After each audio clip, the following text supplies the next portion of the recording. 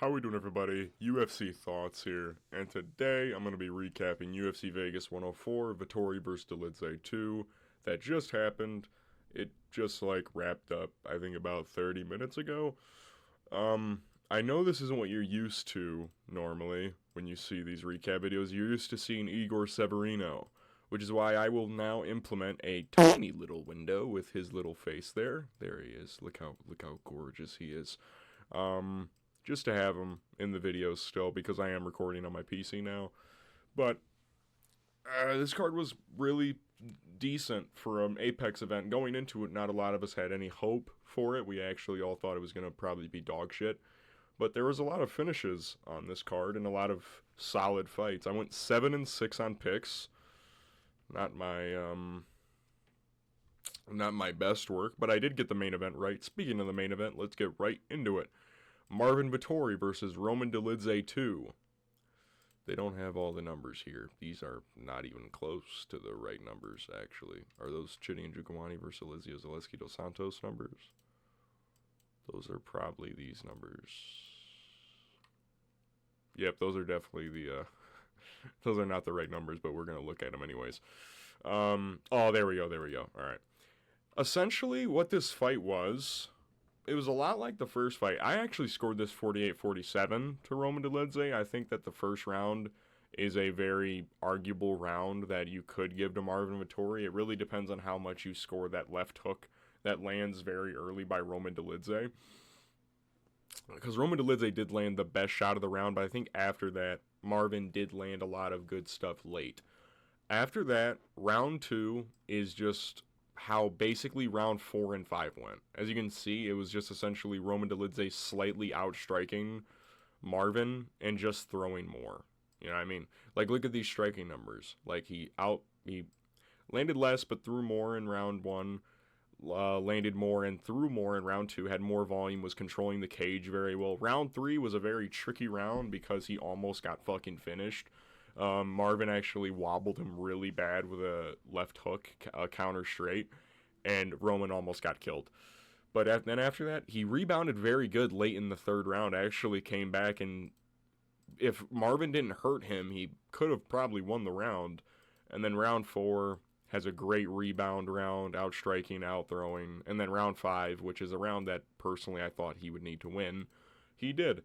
But the judges gave him the first round anyways, so it didn't really matter.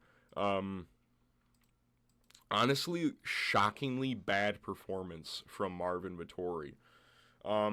Like I said in my picks and breakdown, I don't think Marvin Vettori is really improving at anything in his career at this point, which is kind of sad, because he can be good. Like, I do believe that he can be something, but I just think that he holds himself back mentally so much because he thinks he is the best thing since sliced bread.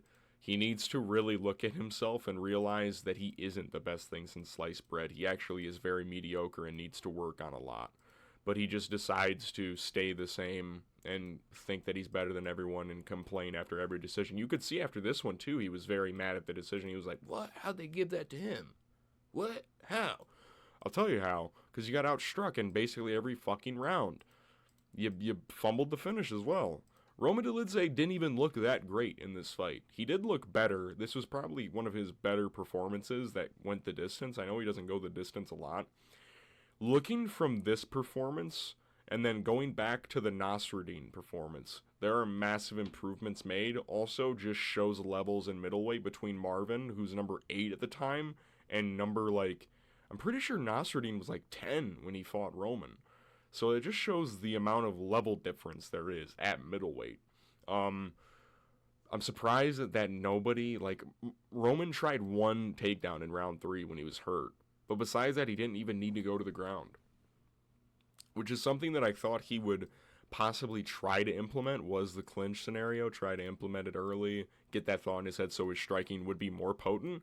He didn't even need to do that. He just cleanly outstruck Marvin in basically every round and landed the harder shots. He threw a lot of kicks, which is something Marvin didn't do a lot of. He didn't throw a lot of kicks. He was strictly throwing one punch or one kick at a time. He wasn't throwing in combination at all. Roman would have like a couple scenarios where he would throw like 3 shots, but mostly for the most part, it was both guys just throwing one shot, but Roman didn't do it as much. Like there were moments, like I said, where he would throw a leg kick, a head kick, and then a body, like a push kick to the body, all in a matter of 3 seconds. You know what I mean? Like Roman was trying to do some cool shit. He was doing this back fist thing, like almost the entire fight, and then he threw a couple spinning elbows here and there. Roman looked all right. And looking at who he should fight next, considering middleweight, you know, he just... Why did Paulo move above Roman? That doesn't even make any sense. He beat Marvin. He'll take his spot at number 8.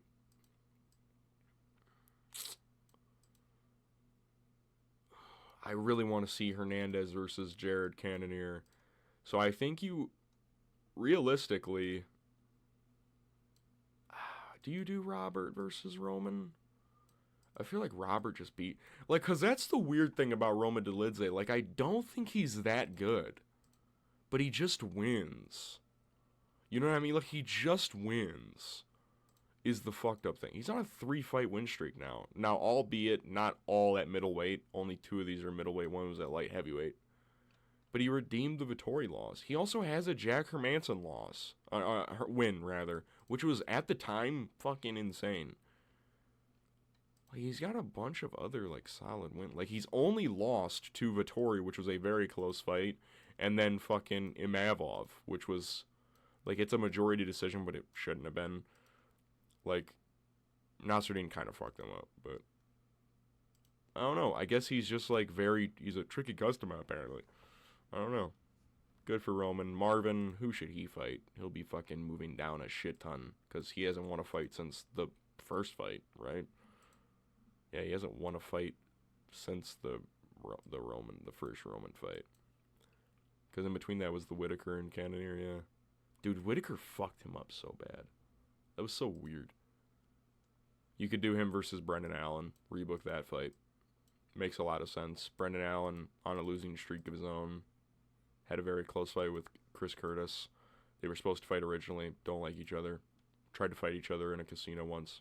Just book that fight. We move to the co-main event. Chidi and Njokuani versus Elizeu Zaleski dos Santos.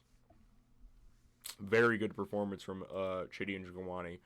Had one moment in the first round where he was wobbled with a right hand. Besides that, it was basically smooth sailing.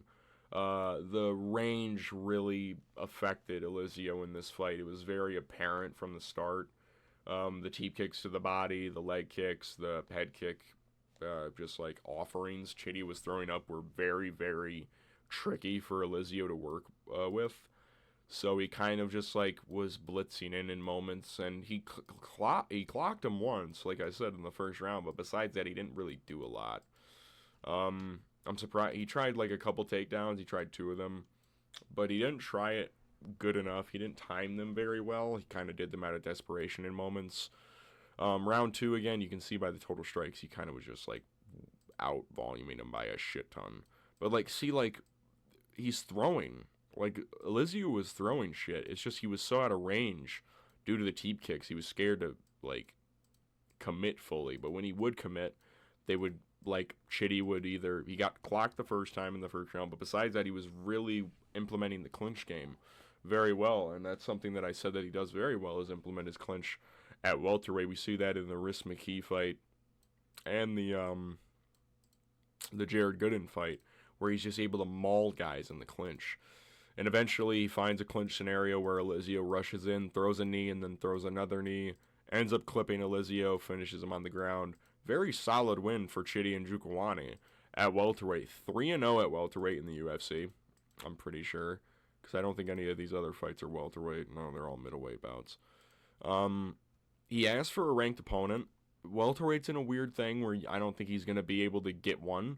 How about you do Neil Magny versus Chidi and Njokuani? 2 tall, lanky guys at welterweight. Neil's a veteran of the game. Why don't we do that? We move to the featured fight. Alexander Hernandez versus Kurt Holobaugh. These are not the numbers for this. Let me reset this. Still not the numbers. We're going to have to work with it. These are not the correct fight numbers. Ignore these. I honestly need the fight stats for this, because this fight was, like, actually kind of close. I guess we'll be without it. Dude, I honestly do believe there is a world where you can give this fight to Kurt Holobaugh in like a fucked up way. Like it's kind of depressing in in a sense, but I do I did give the fight to Alexander Hernandez, but I can understand a 29-28 Kurt Holobaugh scorecard. I can understand it. For one, Kurt Holobaugh unironically did fucking very well on the feet in this fight. He did like unironically super good. Alexander Hernandez is one of these dudes who tries his best to look pretty for the cameras. You know what I mean? Like, I got to be super technical about everything. He Leon Edwards is himself. That's what we call it now. Is either London fighter or Leon Edwardsing yourself. Alexander Hernandez is Leon Edwardsing himself in moments where he's trying to, I gotta have the same trajectory with every jab or else it's not good. But I will give Alexander some leeway. Apparently, he injured himself in the first round, and felt like he couldn't feel anything in his right arm, I think is what he said. But that's kind of scary, I'm not gonna lie. But round 1 I gave to Kurt Holobaugh. Alexander did land a lot early, but as the round went on, Kurt started to walk him down, and then start to land some shots of his own. He seemingly bloodied up Alexander a little bit. Round 2 rolls by, and round two is like the round that's kind of weird to score because Kurt Holobaugh, I wish I had the numbers here, dude, because Kurt Holobaugh was walking him down and kind of beating his ass for a little bit, for like 2.5 minutes, but then Alexander got the takedown, and that swung the fight on it. It put it on its head. It fucking spun it like a top. Like I said, Kurt Holobaugh just refuses to get up sometimes. Like, if you rewatch his fights, like Trey Ogden, for example, and I love Trey Ogden. He's my favorite mediocre fighter of all time. He's so mid, but he's an underdog every time he fights, and I pick him every time. Because, like, there's, like, a 70% chance that he, like, crafts his way to a win. Kurt Holobaugh, he literally held him down for, like, 14 minutes of the fight. It's one of the wildest things ever. Alexander Hernandez isn't even that great of a wrestler, but he's like a strong, very explosive guy. And when he was able to take him down, I was like, holy shit, Kurt Holobaugh really is dog shit. And then round 3, which we can't even see because the thing isn't here, but like, I don't have my cursor in view, do I? Can I change that? So let me, there we go. Can you see it now? Hold up. Yes, okay, you can see it now. Oh, there we go. I finally implemented my cursor. I forgot that I turned that off for the picks and breakdown.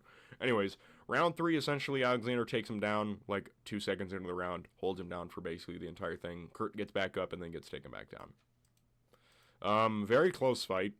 Not what I want to see from Alexander Hernandez, if I'm being totally honest with you. But he did win 2 tough 30 contestants back-to-back. And this is why I have this window open, to try and see if we can find some matchups for these fellas.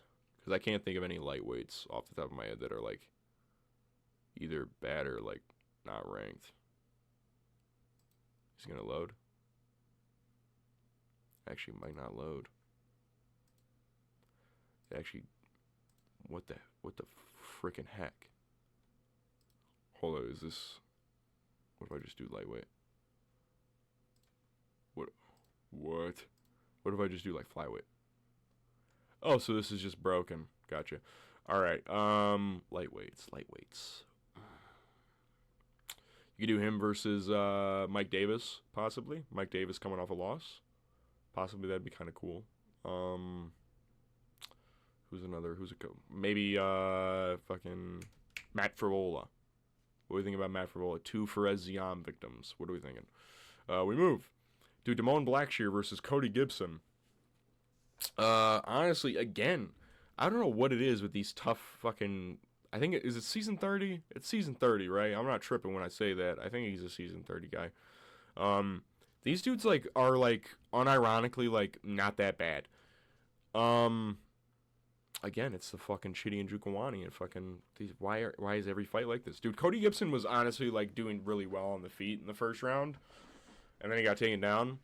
Dude, even in the second round, like, Cody Gibson was beating Damone Blackshear on the feet for, like, almost the entire fight. Whenever it was on the feet, he was landing some solid shots, like backing up Damone, pushing him against the fence, kind of, like, marauding all over him. He was, like, doing so well on the feet, and then he would just, like, shoot a takedown and put himself in a guillotine, and then get reversed. It's honestly, like, kind of sad to a point where you, like, feel bad.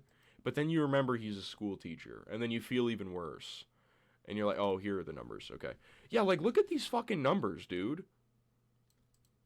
He was fucking kind of toasting him on the feet, and then he shot a takedown and got guillotined and then reversed and then almost subbed with 2 other submissions. I think it was like an arm triangle was the other one, and something else. But it was a great... And then round 2, like, he was doing really well, and then he goes for a fucking... He takes him down and then gets, like, what's it called where people fucking... it's a switch, right? He switched? He pulled a switch on him? He, like, arm through the legs and then, like, reverse position or whatever. Yeah, he put a switch on him and then just started, like, mauling him on the ground. And then finally found the sub with a Kimura. I feel bad for Cody Gibson, but then again, you have bad fight IQ, so I kind of don't. We move to DR Nurgajai versus Brandonson Ribeiro. Oh, this fucking... God, they love Chidi and Jukawani, don't they? All right, there are the numbers. DR Nurgajai is just not good. I guess. He is just a fat guy. I watched his Contender Series fight. Like, I know he touches his eye a lot. I didn't really see all this fight, if I'm being totally honest with you. I was hanging out with my nephew for a little bit. He was touching his eye so much, it honestly bothers me when I watch him fight. Like, it's genuinely like it doesn't make me, like, it makes me want to not watch sometimes. You know what I mean? Like, I'm watching it, and I'm, like, seeing him touch his eyeball every split second, and I'm like, dude, there is no fucking way that you are that much of a fucking goober that you have to touch your eye every fucking every 2 seconds. And he's like, yeah. And then he gets clipped in the fucking first round with a straight left, I think. And then falls over and is like, ooh. Round 2, he's a fat oaf. He goes for 2 takedowns and gets him and then just allows himself to get Kimura'd. Fat fuck. Missed weight by 5 fucking pounds, essentially. You're fat. Brandonson Ribeiro, you're still mid. You're still not good. Hopefully you don't think that. What is he? 2-2 in the UFC now? Yeah, 2-2 in the UFC. Good win for him. It's a decent win. DR was, he was undefeated, so people will think that's a great win. DR, this was a weird episode. This was a weird fight night for fucking Contender Series fellas. Let's move to an actual good Contender Series fighter. Kevin Vallejos had as good of a performance as you could have. Like I said, he struggled a little bit with range early due to the fact that, Seung-Woo Choi is very long for the division, very big guy. Kevin Vallejos is kind of smaller. You can just see by, like, the leg length differential in both their photos. Holy shit. Yeah, Seung-Woo Choi was throwing out the jab. Kevin Vallejos was, like, throwing a leg kick, trying to land. He was very fast in this fight. Found his opening with a right hand over the top. Dropped Seung-Woo Choi. Finish him with ground and pound. Love to see it. He called out Joan Silva. Not yet, brother. You gotta do something else for me, brother. You gotta do something else, okay, buddy? Let's see if it's working now. Is it working now? Because I actually want to see, like, a featherweight. That would be, like, a cool fight. Ooh, it's working now. You could do... I would say Austin Bashi, but he lost. Actually, C-Rod would be a cool fight. No, Christian Rodriguez is fighting Melquizael Costa, isn't he? Yeah.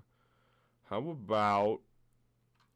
Dude, low-key William Gomez would be a badass fight. Or fucking Andre Philly.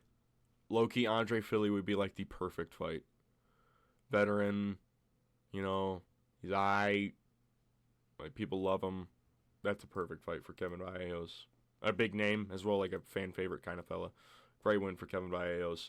I have a lot of stock in this young man to do well. Right? If he doesn't, I'll be sad. We move to... Alright, so they don't even have... We move to Waldo Cortez Acosta versus Ryan Spann. Ryan Spann has just become a fat heavyweight, ladies and gentlemen. I never thought I'd see the day. But he is just a fat guy at heavyweight. And I had, like, when I saw the photos of him at heavyweight, I was concerned a little bit. Like, you know, he's just like a fucking ball. You know what I mean? Here's his head. I'm drawing his legs. There we go. And arms. Like, he's just like a ball. Like, that was my big concern, was that he didn't... I think I said that in my video, that he didn't, like, get in, like, crazy good shape. But I thought he would still have lighter man skill, and man, he still just doubts himself. And he still has very bad mental and IQ issues. And he ends up getting chinned by Waldo Cortez Acosta in the second round after losing the first. He cracked Waldo in the first round, got cracked himself, and then just kind of fell apart afterwards. Good win for Waldo Cortez Acosta. Called out fucking Tai Tuivasa's spherical ass. So that fight makes a lot of sense, actually. That makes a lot of sense. Do that. Talison's number 14. He didn't even beat a ranked opponent. What the fuck are these rankings? Why is Tai Tuivasa still top 10? Honestly, put Shamil above Tai. Holy fuck. We move to Su Young Yu versus AJ Cunningham. If I have to see Chidi and Jukwani versus, there we go. 77, it's actually how many strikes he landed. Yeah, AJ Cunningham didn't really do a lot in this fight, as you can tell by the strike numbers. Su Young Yu just looked really good. Grappling wise, looked really strong, great controlling presence on the ground. I will say, I had no idea that this was at lightweight. I don't know why it slipped my mind, because it was like AJ Cunningham fought at lightweight. I forgot where Su Young Yu and Barrigang Jiliasu fought at. So I was like, oh, it's got to be a lightweight fight. But then I found out that AJ Cunningham cut 20 extra pounds to get to fucking 155. And that kind of, you know, I'm like, that's got to be why he probably fought like shit again. Looked slow. Wasn't like his normal marauderous self. Got taken down pretty easily, like I said he would. Got outstruck convincingly as well. Didn't really get up all that much. Kind of got controlled. Su Young Yu attacked some submissions. AJ Cunningham tried to get, I think, something off his back. I think it was like a guillotine. Didn't get it. Cut AJ Cunningham. He's not good. He's not a good fighter. He'll never be anything. Su Young Yu, good win. Give him fucking... Who's a bantamweight? Who's a random bantamweight I can pull out of my fucking bunghole?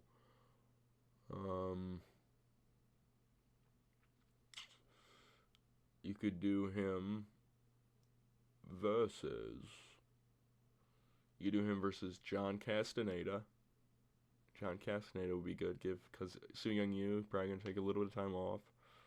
You could do him versus... Is Giannis Gimori still signed? Is he still a signed athlete? No, he's too shit. Who's like a kind of mediocre bantamweight? You know what? We're cheating.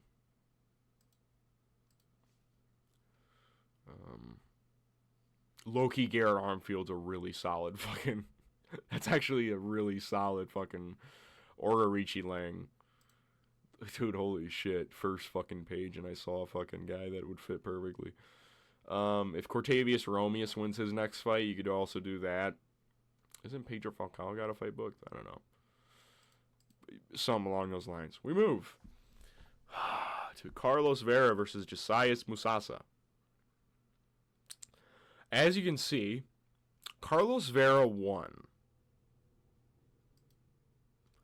Now, I don't know how big of an underdog he was, but I do believe it was something along the lines of plus 800, I want to say. Maybe it was way less. I think he might have been like a plus 500. Either way, huge fucking underdog. Josias Musasa was like tagging him a little bit, not allowing him to control him on the ground. Every single time Carlos would land on his back, he would let him back up to his feet. Carlos Vera throws like Alex Caceres like head kick. Like, you know where you throw a bunch of bullshit and then just throw a head kick behind it? And it lands beautifully. That's what he did to Josiah Musasa. Ends up chinning him and then gets on his back and subs him. I can't even say anything. Because, like, I called him shit. And he just beat an 8-0 guy who I thought was, like, actually decent at fighting. I can't call him shit anymore. Like, he landed a good spinning wheel kick earlier as well in the fight. So I can't even be like, this guy's shit, it's a fluke. Like, bro, Josiah Musasa's defense isn't that great. Looking at this fight, it wasn't that great. His hand was, like, by his fucking, like, I don't know where, I think it was, like, by his knee or something. I don't know what it was doing, but it wasn't by his face, and he ended up getting chinned for it. So, good win for Carlos Vera, you butt-scooting fuck. We move to Stephanie Luciano versus Sam Hughes. Yeah, it is what it is. I gave this fight to Sam Hughes. I gave her the first round and then the second, clearly. Round 3 is Stephanie Luciano's round. Round 1, like, it looks like it would be Stephanie Luciano's round, but I think Sam Hughes landed really solid shots in the early goings. Round 1 is, like, really the deciding factor on who you give this fight to. Because I don't think the second round was a 10-8, personally. I don't think it was. It's close, but it wasn't. Stephanie Luciano landed some really solid shots in round 3. But round 1 is, like, the deciding factor. I think Sam Hughes landed some solid shots. You can definitely make an argument for Stephanie Luciano, just based on volume, and also she landed solid shots of her own. But I can understand why they gave it to Sam Hughes. I was like watching it, I thought, well, that's 29-28 Sam Hughes. So, yeah. Good one for Sam Hughes. Again, another prospect she is beaten just for her to probably lose to a shit can fighter, you know. No, that was Priscilla Cashway who saw that. She looks like a crack user, though. We move to Daniel Perez versus Andre Lima. Dude, Andre Lima's a badass. Dude, Andre Lima's actually so sick. Dude, look at these fucking numbers. Against Daniel Perez, like, think about this. He landed 34 shots in this total fight. He landed 26 of that in the first round. And this fight went 8 more minutes. Dude, he fucking schooled him in this fight so easily. And Andre Lima, great defense. Schooled him on the fucking feet. Was beating up his legs. Murdered his lead leg with his low kicks. Was digging to the body. He was digging in Daniel Perez's guts. And then he was hurting him on the fuck. Dude, this performance as... Y'all know how much of an Igor Severino fan... I mean, look at this fucking sexy beast in this corner right here. Look at this fella. This dude... And I've hated him since that fight, because he obviously faked the bite marks. This dude's kind of a badass. Like, he's actually kind of sick. He beat the ever-living shit out of Daniel Perez bad. Ends up subbing him in the third round with a rear naked choke just to add a cherry on the top of the performance. You know, after beating his ass, he ends up subbing Daniel Perez. You know what I mean? Like, not to be a Jafel Filo enthusiast, but he did it quicker. But now I'm playing. Andre Lima did it in a much cleaner fashion. Like, because Jafel Filo got dropped like twice, I want to say. Andre Lima didn't even really get touched with anything crazy. He just started beating he just beat the shit out of him. Like, if you want, like, when I say beat the shit out of, you guys think I'm, like, playing. He, like, beat the shit out of Daniel Perez, like, bad. Look at his butt chin. Holy moly. Great win for Andre Lima. Dude... I think you have to give him rankings. I think you have to do Charles Johnson versus Andre Lima. I think that fight makes a lot of sense. Andre Lima 4-0 in the UFC. I mean, beats Igor Severino, undefeated at the time. You know what I mean? He was 8-0. Beat Mitch Raposo, which was... How is that a split decision? Like, I get Mitch was landing some...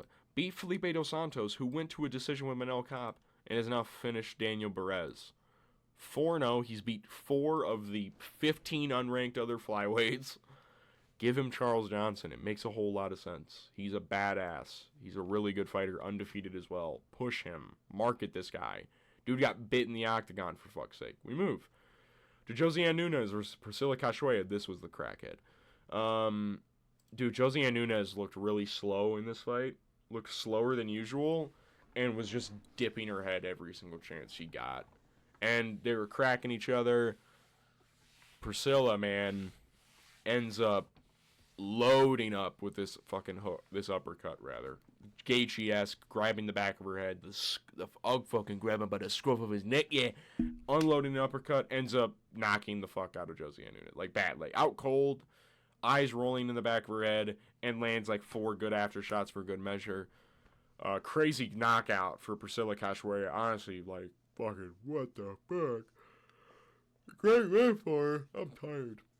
Josiane Nunes, probably cut. No, that's 3 losses in a row, I believe. Right? Because it was, yeah, it's 3 in a row. That's never good. Priscilla Cachoeira isn't even that good, and she knocked her out. Great win for her, though. She's fun. What the fuck just happened?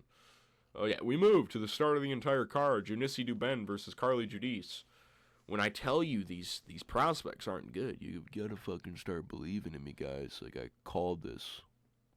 Like, I called Junice Dubin isn't good. Junice Dubin is not a good fighter. She just has KO power against cans. Carly Judice was landing in all cylinders. Like, Junice was coming close. Carly was, like, hurting her with almost every shot she landed on her. So, and then she ended up head kicking, knocking her out. Your undefeated, like, star of Dana White's Contender Series last season got knocked out by 3-2 at the time, Carly Judice. How you like them apples? Fucking Goodwill. I got a number. How you like them apples? Yeah. UFC Vegas 104. It was solid. Holy shit, look at fucking Chidi smile. Why are you smiling? You almost got beat by fucking Kurt Holobaugh. Fuck you. I love you. Damone, you're the man. Fuck you. You're the man. UFC Vegas 104 was alright. Not alright. It was actually really solid.